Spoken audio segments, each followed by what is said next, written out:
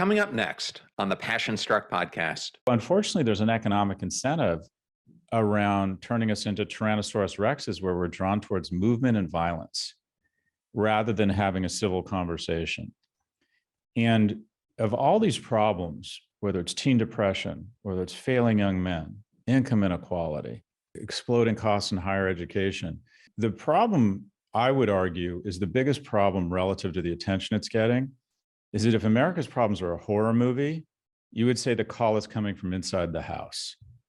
And that is a third of each political party sees the other party as their mortal enemy. Welcome to Passion Struck. Hi, I'm your host, John R. Miles, and on the show, we decipher the secrets, tips, and guidance of the world's most inspiring people and turn their wisdom into practical advice for you and those around you. Our mission is to help you unlock the power of intentionality so that you can become the best version of yourself. If you're new to the show, I offer advice and answer listener questions on Fridays. We have long-form interviews the rest of the week with guests ranging from astronauts to authors, CEOs, creators, innovators, scientists, military leaders, visionaries, and athletes. Now, let's go out there and become Passion Struck.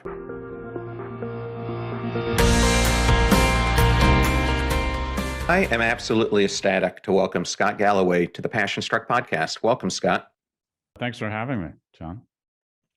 Well, I wanted to congratulate you on your new book, Adrift. I'll make sure in our YouTube we put a big picture of it, but I found it to be an extremely well-written, compelling vision of what America looks like today with some great ideas on the path that we can take going forward. So congratulations on that.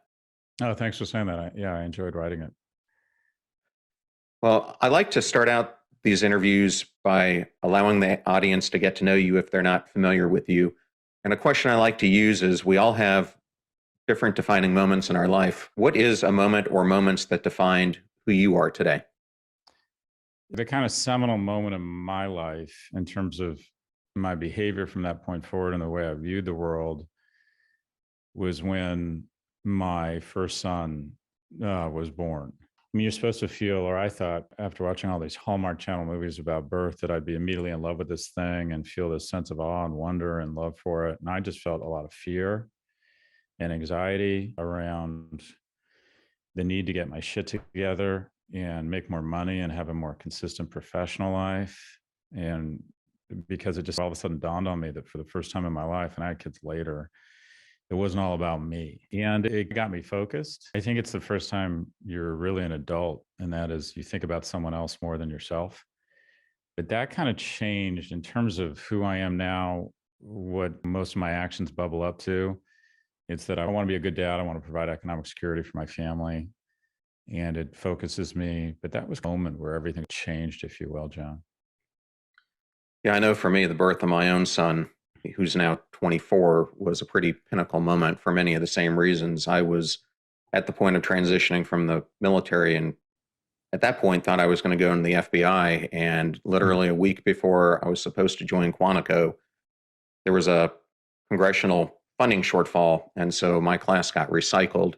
And so here I am with no plan B, a family to support, everything else. And it really dawned on me, similar to you from that point forward, that I really have to be on my A game to support not only me, but this family I'm creating. So I can resonate with that very well. Yeah, it's these healthy instincts kick in. And when you're single and it's just you, your failures are private. I'm a reasonably talented guy. I always thought I could make a living. I always made enough money to have nice clothes and a big TV and a decent place to live and have nice vacations. But there's no dancing between the raindrops once you have kids. They can't sleep on a couch. And just not only that, just not only beyond economics, I've just been so good at getting selfish. And there's something also really rewarding about kids that I wasn't expecting. And that is, started Thursday, and by Friday, I was very focused on what I was going to do to be increasingly fabulous every weekend. What fabulous people was I going to have brunch with? What fabulous things was I going to do? Who was I going to hang out with? What fabulous stuff was I going to buy? It wasn't exhausting. It was fun. But after a long time doing that, it's a bit relaxing. Once you have kids, your weekends are set. It's like, okay, we got a birthday party on Saturday. We got soccer practice on Sunday. It's liberating and freeing in some ways to not be thinking about yourself all the time. So I've enjoyed it. It took me a few years to get used to it, but I've enjoyed it a lot more than I thought I would. I agree with you, and I've been through all those different seasons now. My last child just started college, There you go. but so reversal in time. Well, the lens that we do this podcast through is how do you help people create an intentional life? And as I was reading your book, one of the things that dawned on me is we have become, as a society and as Americans, very unintentional in many aspects of the way we're leading that life, which I think has been a cornerstone to our country and much of Western society as we know it becoming adrift. But you lay out some pretty shocking statistics on the state of America and why you feel we are adrift. Can you discuss some of these statistics at a high level and why this is the case? Yeah, there's a lot that ails us, but I think you got to understand the nuance behind it to begin thinking about addressing those problems. And, it's kind of up and down the stack. There's some macro factors that would, I think, some of the problems that ail us. And if you were to try and find epicenters, there's a few. One of them is in the early 70s. Something strange happened, and that is up until that point, productivity and wage growth moved in lockstep. And that is, if the nation became more productive through management techniques or manufacturing or technology, what have you, salaries or wages would rise in an approximate proportion with productivity. And then in the 70s, the two disarticulated and wage growth has basically gone flat for 50 years. But productivity is up and to the right. So what we've had is a lot of prosperity, but not a lot of progress. And the delta between productivity and wage growth over the last 50 years amounts to literally trillions of dollars in surplus value that's been almost entirely captured by shareholders, of which 90% by dollar volume is owned by 1%. That's had a bunch of knock-on effects. We have, as people know, and gets a lot of warranted attention, we have tremendous income inequality. We also have this sort of crowding not only to the wealthiest, but to the oldest. And that is people over the age of 75 are 70% wealthier than they were 40 years ago. People under the age of 40 are about 20% less wealthy. And so what's happened for the first time in our nation's history is that a man or woman at 30 isn't doing as well as his or her mom was at 30. And that's the first time that's happened in our nation's history. And if you think about the fundamental compact, why we have taxes, laws, a government, a military, an economy, it's at the end of the day, it's such that the kind of central compact is if I play by the rules, my kids will do better than me. And for the first time, that compact's been broken. And I think a lot of it is that we've engaged my generation in elegant transfer of wealth from younger people to older people and from the bottom 90% to the top 10%. But when you're talking about the bottom 90%, you're not only talking about lower and middle income households, you're talking about the young. And that's the bad news, is there's been tremendous inequality around age and income. The good news is that the incumbents will try and convince us that is a variety of factors that are beyond our control. And it's not. These problems are of our own making, which means they can be unmade. For example, the two biggest tax deductions in America are mortgage interest rates and capital gains. Who owns stock, owns homes? People my age. Who rents and who makes all of their money through current income or salary? Young people. And we've decided to tax them at a higher rate than people my age who own stocks or assets get taxed. We have a transfer of wealth of $1.5 trillion a year from young people to old people in America in the form of Social Security. And I'm not suggesting we do away with Social Security, but it's called a tax, not a pension fund. It just feels as if everything, if you look at the major economic policies over the last 20, 30 years, it disproportionately benefits older people and disproportionately weighs on younger people. So the disarticulation of wage growth and productivity is a big one. The other one is the one that doesn't get as much attention is I do think we have a crisis around what I loosely term failing young men. And that is our school system, our educational system is biased against men. And that is primary school, K through 12, boys are twice as likely to be suspended on a behavior adjusted basis. So a boy and a girl in the principal's office for the exact same infraction, a boy is twice as likely to be suspended, a black boy 5 times as likely. So there's some societal dynamics. There's also just biological dynamics. A young man's prefrontal cortex doesn't develop So two seniors in high school, if it's an 18-year-old girl and an 8-year-old boy, the girl is really competing against a 16-year-old.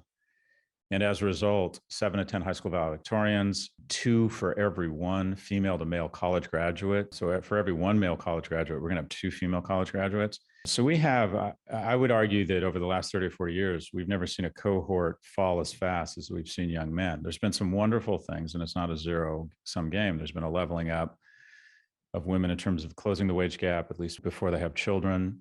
We now have people of color have better representation in higher education. But young men are really struggling. And I think that's the income inequality epicenter gets a lot of attention. The failing young men is just starting to get some attention because there's this dangerous gag reflex that if you start talking about the problems with young men in the context of we should advocate for them or think about policies and programs that help them, it's immediately seen as anti-women. And I think now we're starting to have a more honest conversation. Well, that's not necessarily true. It's not a zero-sum game. Yes, well, obviously, having kids who are 24 and 18, this is an area that is of much concern to me. And I'm sure with your kids being even younger than that, it's a concern for you as well. I know my son, who's 24, one of his biggest concerns is he did go to college. He does have a good job now. He's thinking about going back and getting his master's degree, and he's perplexed because things are changing at such a rapid pace. Where does he go from now? Especially when you look at the future, and 400 to 500 million jobs, if not more, are going to change over the next decade or two. So I think another aspect of this that's hitting this generation as well. But in the book, and I just wanted to hit on this age inequality, the statistics that you gave were that someone who was born in 1940 had a 92% chance of doing better than his or her parents. Someone born in 1970, when I was born, had a 61% chance, and a millennial born in 1984, who'd be 37 today, only has a 50% chance. If you look at both that age-based inequality that you talked about, and then this impact on males and education, what are the long-term ramifications of this if it keeps going the way it is? And then what is your recommendation on how we fix it? Yeah, there's some real knock-on effects. And that is, if you look at the most violent, unstable societies in the world, they have one commonality, and that is they have a disproportionate number of young, angry, and broke men. And it's usually also they have what's called Portia polygamy, and that is the wealthiest decile of men are polygamists. They have multiple wives. And so there's nothing more dangerous than a young man who has no guardrails in the form of a job, school, or a mate telling him, no, you can't go off and get in fights, and no, you need to get a job. Young men need guardrails in the forms of relationships. So when Salman Rushdie was attacked on stage a few months ago, I don't think that was about the fatwa. That was about a young man with no prospects living in his mother's basement. You're also seeing a generation of young men who don't get social skills, especially after COVID or during COVID. They become very disgruntled. They can get a reasonable facsimile of the dopa hit and reward of relationships, of work, or of sex through a Robinhood, video games, or porn. And the problem is they become asocial and don't develop the skills necessary to become economically or emotionally viable. And I worry that by the time they hit a certain age, they just enter into a tailspin and become so asocial that they begin looking for others to blame. They become more prone to misogynistic content. They become more prone to conspiracy theory, even weird things. They're less likely to believe that climate change is real. And this individual is very unproductive for our society. In addition, you have lower birth rates. You have households that don't save as much. Once you get married, you're likely to develop economic security much faster. And I don't want to see all this through the lens of a heteronormative relationship. It's just two people who decide to become irrationally passionate about each other's well-being. It doesn't matter their sexual orientation. It doesn't even matter if they're not in a traditional marriage. It doesn't even matter if they're in a romantic relationship. Partnership is really the key. Relationships are the key across economic viability and even happiness. I worry there's a lot of factors stacked against men. And a longer conversation is, what does it mean to be masculine? And I think we need to redefine masculinity as protecting others, developing strength, both physical and mental, taking responsibility for the economic well-being of your household, which sometimes means getting out of the way of your partner who might be better at this whole money thing. But not only that, getting out every day and being aggressive around relationships, introducing yourself, asking potential professional contacts for coffee, saying hello to a stranger in the Starbucks line.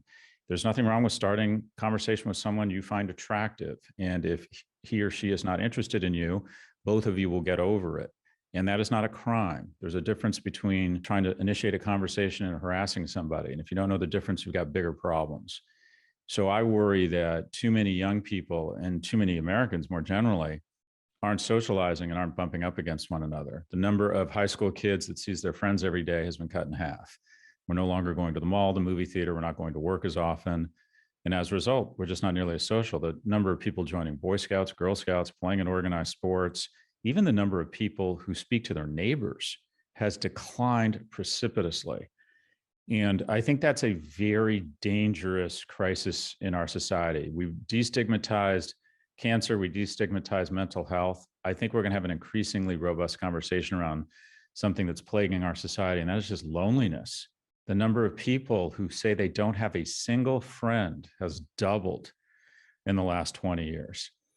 And I think you served. I think of those Japanese soldiers who were left behind in the Philippine Islands and told to go into the hills and hold the island. And some of them were up there for 10 or 20 years alone. They learned nothing. They accomplished nothing. They would occasionally come down and wreak havoc in a village, but they didn't learn survival techniques. There was no spiritual enlightenment. They learned nothing. And I worry that we aren't investing in the institutions, whether it's parks, sports leagues, what some New York Times try to refer to as third spaces, opportunities for educational advancement, opportunities for national service. I believe that, and I'm going into solutions now, I believe that we should have some sort of conscription or national service. I look at Israel and I look at some Northern European countries that demand service of the young people, and I think it's paid off in spades. I think that there's a tremendous fraying of our connective tissue in terms of what should bind us, and that is that we're all Americans. And in the 50s, 60s, and 70s, we just had a much easier time leading and passing legislation that was bipartisan because our elected leaders saw themselves as Americans well before they saw themselves as Republicans or Democrats, because they'd all served in the same uniform. So I'd like to see some sort of national service. I'd like to see a serious investment in an expansion of our public universities, not only to let in more men, but to let in more people of color, more women. When I applied to UCLA, the acceptance rate was 76%. This year, it'll be 6%. So college has become this kind of enforcer of the caste system, where the top 1%, who are 77 times more likely to get into an elite university than the bottom 99%, and the freakishly remarkable get in, and we try and turn them into billionaires. And I don't think that's what America is about. I think America is about finding unremarkable kids and giving them remarkable opportunities through higher education. In addition, we also need to recognize that college isn't for everybody. And I would lean on these public universities in exchange for this funding to expand their capacity or their supply through infrastructure and technology investments.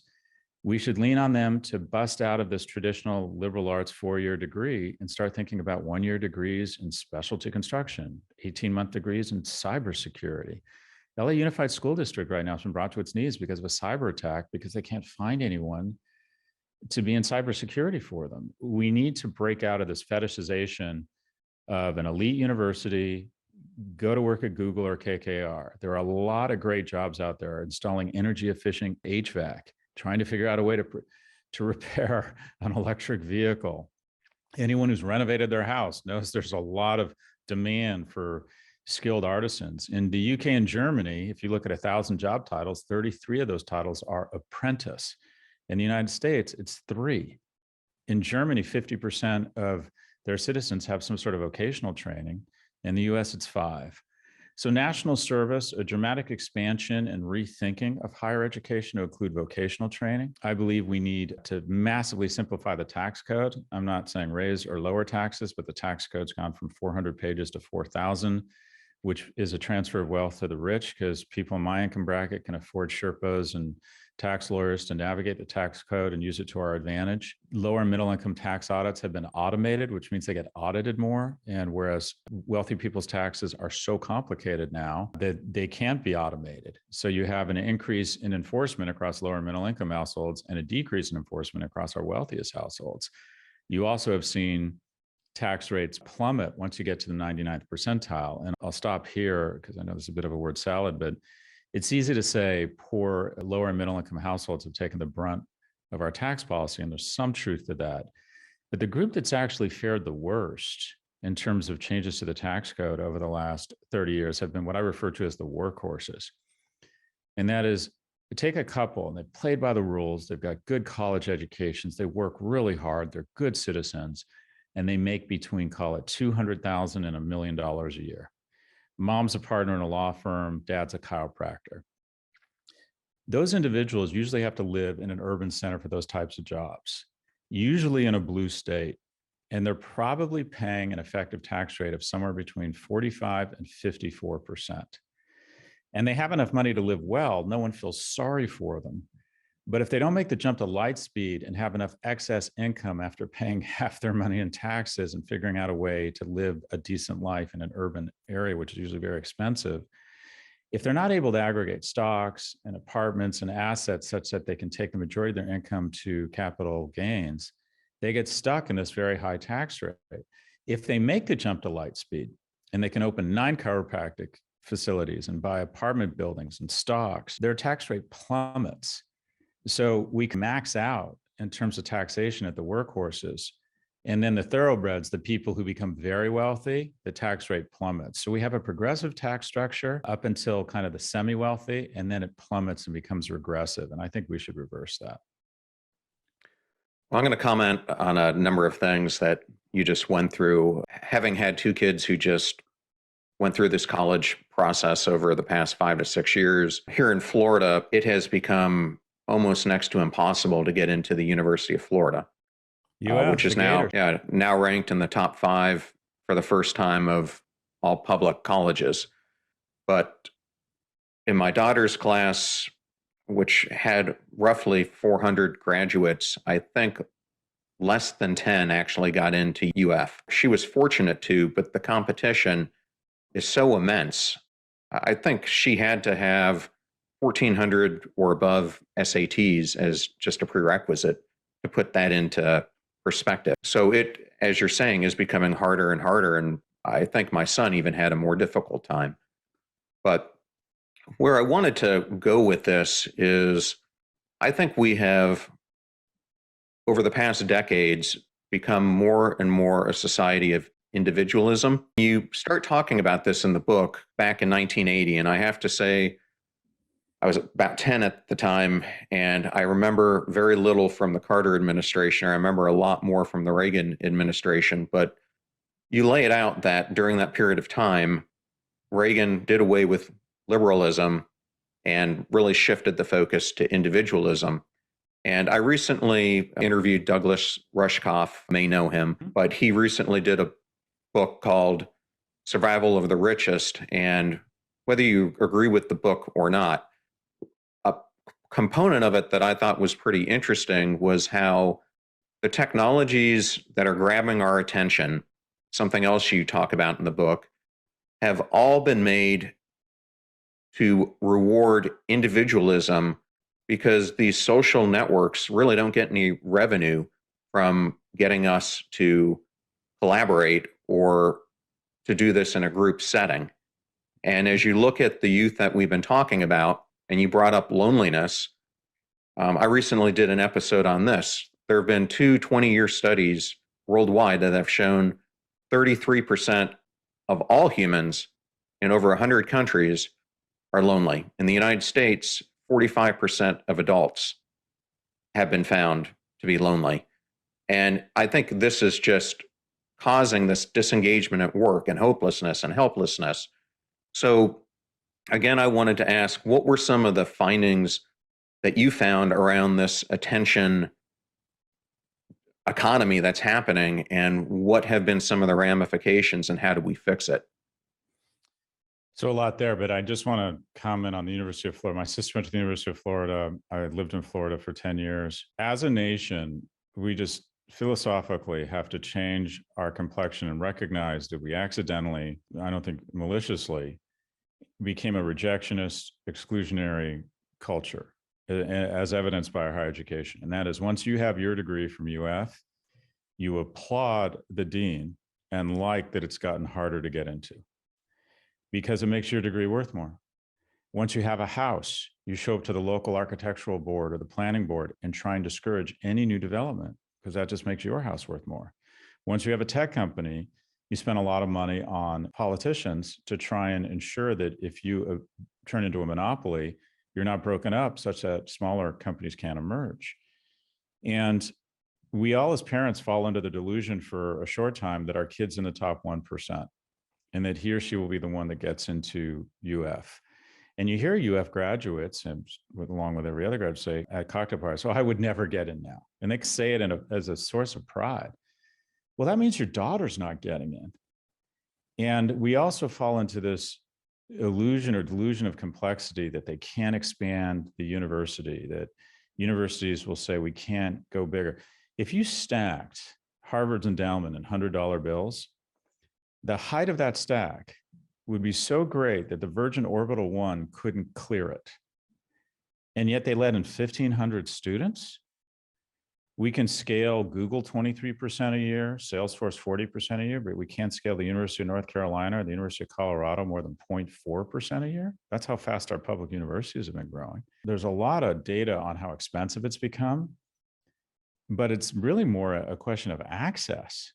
And what ends up happening is a lot of good kids end up getting arbitraged down to a second tier school that, through cartel pricing that we engage in at universities that make OPEC look like amateur hour, a lot of kids end up paying a Mercedes price for a Hyundai, graduate with a degree that they may not get a return on investment for, but they leave with $100,000 or $150,000 in debt, which is not only emotionally and psychologically and financially stressful, it's bad for the economy because they become more risk averse. They're not as likely to get married, buy a house. So there's a higher ed is a real problem. Now, in terms of the attention economy, anytime you have an asset transformed or refined into something more valuable, whether it's oil out of the ground into petroleum or attention into money, there are externalities, there's emissions. And we're finding that the longer you let the externalities go, the more expensive they are to unwind. And we're finding that with climate change. When you take people's attention and use it as a means of serving them ads, what ultimately happens is the way to scale that is through algorithms. And the algorithms aren't malicious, and they're not really what you call benign. They're just totally neutral. Maybe that's the term. They're just totally indifferent. And what they find is that if I can enrage you, you're more likely to come back and be on the platform longer. Enragement equals engagement. So the algorithms take content that's likely to enrage us and promote it and give it more sunlight. So if you say, "Oh, I'd love to have a conversation around vaccines, what are the potential downsides," and everyone's civil, that thread gets some engagement. But if you say masks don't work and the vaccines have been proven to alter your DNA, people weigh in support, upset, call you an idiot, the people who disagree with you. And that thread turns into a lot of comments, a lot of Nissan ads, and a lot of revenue for the platform. So unfortunately, there's an economic incentive around turning us into Tyrannosaurus Rexes, where we're drawn towards movement and violence rather than having a civil conversation. And of all these problems, whether it's teen depression, whether it's failing young men, income inequality, exploding costs in higher education, the problem, I would argue, is the biggest problem relative to the attention it's getting, is that if America's problems are a horror movie, you would say the call is coming from inside the house. And that is, a third of each political party, sees the other party as their mortal enemy. 54% of Democrats are worried their kid's going to marry a Republican. It's just, we've decided we're each other's enemy. And it's not only dangerous, it's just flat out wrong. Americans' greatest allies will always be other Americans. And we have these platforms that are motivated to continue that division and polarization. And then those platforms can be weaponized by bad actors abroad. I believe that the GRU and the CCP are actively pouring fuel. I know, I've seen data, pouring fuel on the flames of divisiveness that we start the content. We have CNN and Fox, they inflame each other. We elect leaders now, not based on who we think will do the best job representing our interests, but who's most likely to enrage and make the other side look stupid.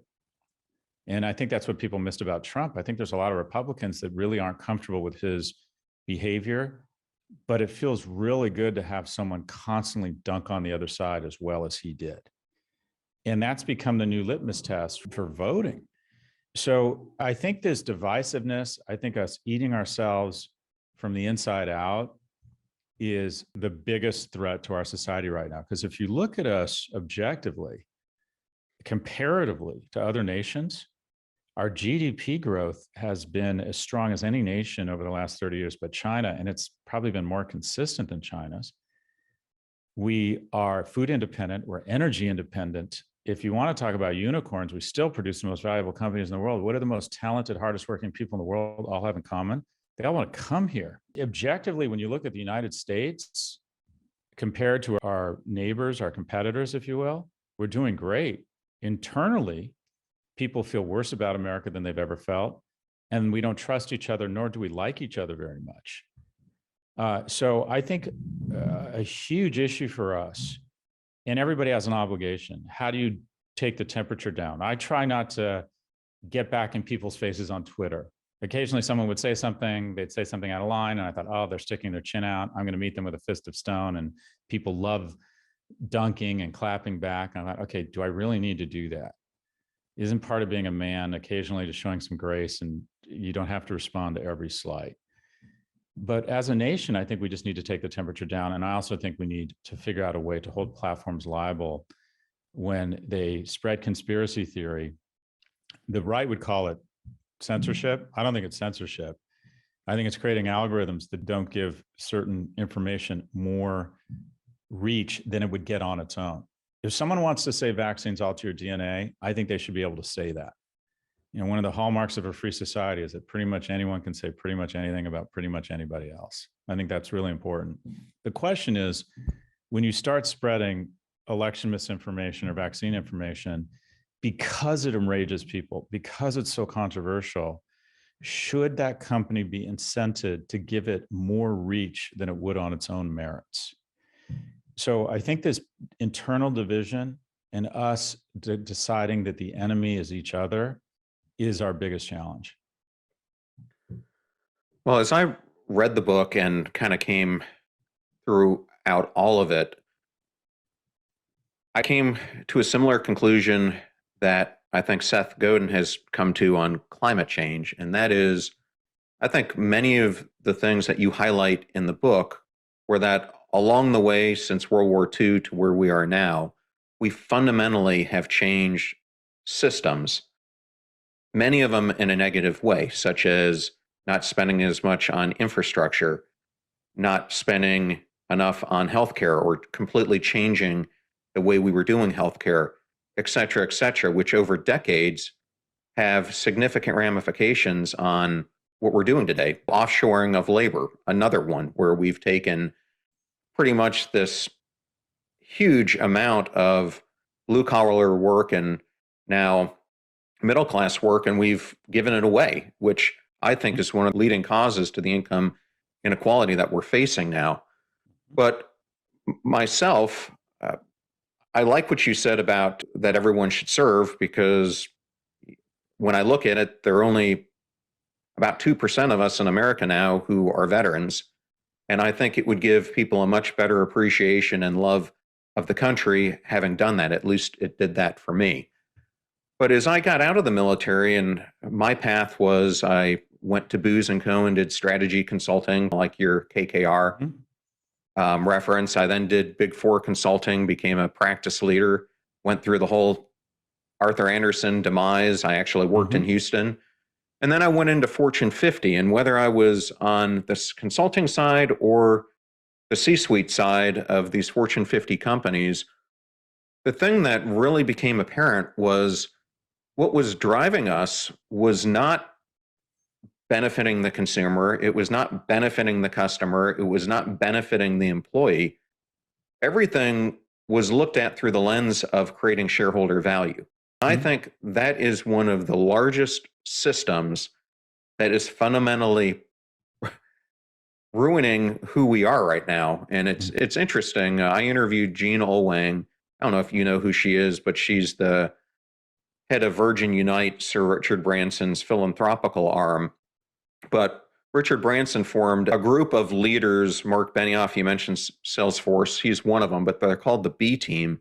And they're trying to look at how do we set up companies to compete and be valued on something other than shareholder value. And I just wanted to ask you, because I thought you rightly brought it up, why do you think shareholder value has done so much damage, and what would you recommend to counteract it? So it's a complicated question because when we started optimizing in the 70s for just shareholder value, everything was about shareholder value. It no longer became about the community.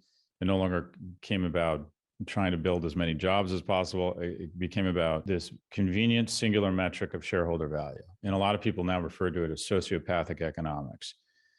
So when you started optimizing purely for shareholder value, and you started compensating senior leadership and boards of directors based on the share price, you would, on a moment's notice, if you could, replace humans with machines. And okay, I'm not a Luddite, but you would not potentially think about keeping a person because you have to pay payroll taxes on a person, not on a robot.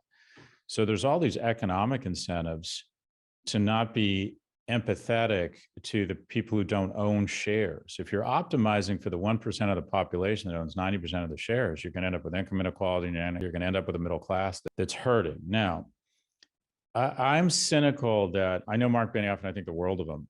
And I think he's one of those individuals that does think about stakeholder capitalism. I think waiting on the better angels of CEOs and boards is not an effective strategy. What I think you need is a government that doesn't allow companies to take 50% of their profits overseas to tax havens such that they can juice profits and make more money. I think you need a progressive tax structure. I don't think you should be, I think people who know that their platforms are depressing teen girls who are now engaging in self-harm 80% more often should do perp walks. I think the government needs to step in and do things like, and they've just done, tax shareholder buybacks, recognizing that we need companies to be more economically incentivized to invest in growth, new plants, new technologies, more jobs, as opposed to just buying back shares. I love the idea of trying to figure out a mentality and a way to say to corporate America, you have a role and should be thinking about other stakeholders. I'm not convinced it's going to happen.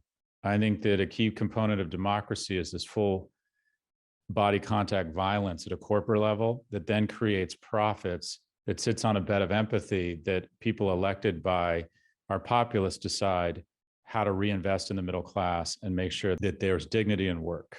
I'd like to see $23 an hour minimum wage, which is, why did I get $23? That's how much minimum wage would be if it had just kept pace with inflation or productivity. Why wouldn't all employees across America get to share in the productivity gains of America? Would the stock market go down? Yes. Would certain consumer stocks get hit really hard? Yes. Would some companies, restaurant companies, some services companies go out of business? Yes. And it would be worth it. It wouldn't solve poverty. It wouldn't solve diabetes. It wouldn't solve homelessness, but it would help all of those things. And so optimizing for shareholder value, I like the idea of corporations pretty focused on it. And I don't care how much rhetoric. I think you're always going to have leaders who think about that stuff. But at the end of the day, the for-profit company is there to create economic value. What I think you need is a series of laws and regulations that say, look, Nike, FedEx, you can't pay zero tax. We need our best companies to contribute back to the system. Look, Apple, you can't license your intellectual property out of Ireland and then charge billions of dollars to the US for that IP, thereby increasing the profits in a low tax domain and decreasing profits in a high tax domain. We got to pay for our Navy. We got to pay for Social Security. We got to pay for after school programs.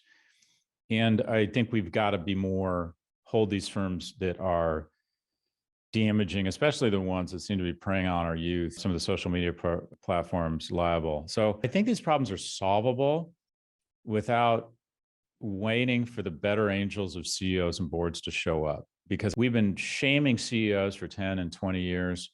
We've been talking about responsible capitalism, and I see well-publicized examples of it, but I don't really see it. What I see is a group of individuals in a democracy where you can fly private, have better healthcare, give your kids more opportunities, have a broader selection set of mates based on how much money you have. And people will always optimize for getting more money, and they will come up with rationalizations that compromise their decisions such that they get more money. And that's part of capitalism. What I think the failure has been is that we have not put in guardrails or ensured that when manufacturing is shifted overseas and people are laid off, to retrain those people. And we have the tax revenue. We need 23% of our GDP to run our government. So we're running deficits. So call it the total tax burden on everything is 21%. Let's say all corporate taxes were 30%. And we did away with all this ridiculous inversions and offshore tax havens. That means you'd need to get about 15 to 18% from consumers. So you could have a tax code where you have a flat tax up to 100 of 10% and 20% over $100,000. And I think people would be shocked how low taxes could be if everybody paid them. I want a strategy where our government and our elected leaders say the middle class is super important. We're going to reinvest. Let's be honest, we've been weaponized by corporations and wealthy people. We've created all sorts of loopholes. And it's great that billionaires want to talk about stakeholder capitalism. I don't see it. I think you need systemic, nationwide change that is enforced by laws. That's where I think we move the needle. Okay. And I could ask you a million questions because I found your book just so interesting, but I'm going to end on this one. What would you hope a reader or someone who's listening today would take away from Adrift? That's a really generous question, John. One, the most patriotic Americans are veterans like yourself. And the surveys show that because they've invested so much in their country, they're invested in their country. And anyone who has kids can relate to this. By the time your kid's an adult, you've just invested so much in this thing, you can't help but not love it and really be pulling for your son or daughter's success. And that's how veterans feel about our country. I find the least patriotic are the most blessed, and that is our tech innovators. I find that these are the most fortunate people, and they're the first ones to be critical of our government and say profane things about our elected leaders, or basically the kind of general gestalt or message from tech leaders to government is you should just stay out of the way. You're incompetent. And it all started with this Reagan scourge against government.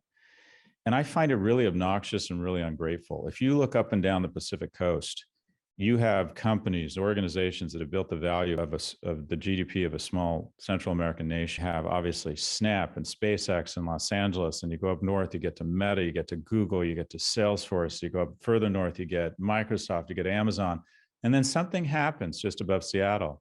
It stops. There's one, Lululemon in Vancouver, and then you go further south and you get to Qualcomm and you get to these amazing biotech companies. And then something happens when you hit the Mexican border. It stops. And you'd have to go another 4,000 miles to Argentina to get to Mercado Libre. And yet these individuals find time to be critical of our leadership in the United States. So I think just generally taking pause and just realize how wonderful and prosperous America is, that America is the worst country in the world except for all the rest, if that's what you need to believe. So I think there needs to just be a renewed sense of appreciation for our government. And then when I first wrote The Four about big tech, it started out as a love letter and turned into a cautionary tale the more I learned about these companies. This was the opposite experience. I'm a glass half empty kind of guy. I know the problems. I can write about them. But what I found is, as you look at any one of these problems, teen depression at the hands of social media, polarization because of our media enraging us, income inequality because of a regressive tax structure, whatever it might be, these are all problems of our own making, and they can absolutely be unmade. And that is, in summary, and there's nothing wrong with America that can't be fixed with what's right with it. The incumbents and the people who've benefited from income inequality will have us believe that the bigger factors at play, and these are intractable, unfixable problems. We have faced, you're a veteran, there's a photojournalist, I think her name is Maria Amalo, who's been colorizing World War II photos. And she has this amazing colorized photo showing a landing craft coming up on Omaha Beach, and the front gate has just been dropped into the water. And 16 GIs, average age 26, average monthly salary $800 on an inflation-adjusted basis, wading through the water, thinking about what waited for them on the beach. 2 or 3 of those men would not make it off the beach. And I imagine them turning around, and just as we can go back in history through photographs, some sort of suspension of the space-time continuum, and they can see us. And they see our problems. Income inequality, teen depression, polarization of media. And I imagine they would look at us and say, look what I'm facing. You can't fix that. You're safe. You have massive productivity. You have technology that's incredible. You can cure diseases, and you can't deal with that. Look at what waits for me on the beach. So I came out of this really hopeful that we've faced down much bigger problems than the ones we face now. And it's just more a matter of will, if you will. Okay. Well, Scott, it was truly an honor to have you on the podcast today. Thank you so much for joining us. And I highly encourage the listeners to pick up a copy of your book. I'll have it in the show notes. John, thanks so much for your time and your good work. I thoroughly enjoyed that interview with Scott Galloway, and I wanted to thank Scott and Penguin Random House for the honor and privilege of having him on the show. You're about to hear a preview of the Passion Struck podcast interview I did with Dr. Sherry Walling, who is a clinical psychologist, speaker, podcaster, author, and mental health advocate. Her new book, Touching Two Worlds, explores new strategies for finding wholeness in the aftermath of loss. I think one of the real tragedies of suicide is that it's sort of a salacious story. It's like he died by suicide, right? It's a story where the end of the story sort of takes priority over everything that came before that. And I think when we talk about people who've died by suicide, again, that becomes like the lead, that becomes the headline. And so if you know someone who has lost someone that they love in this way, like, let's talk about all the other parts of that person's life. The fee for the show is that you share it with others and you find something useful or interesting. If you know somebody who could really use the message that we talked about today in discussing Adrift with Scott Galloway, please share this episode with them. The greatest compliment that you can give this show is that you share it with those that you care about. In the meantime, do your best to apply what you hear on the show so that you can live what you listen. Until next time, live life passion struck.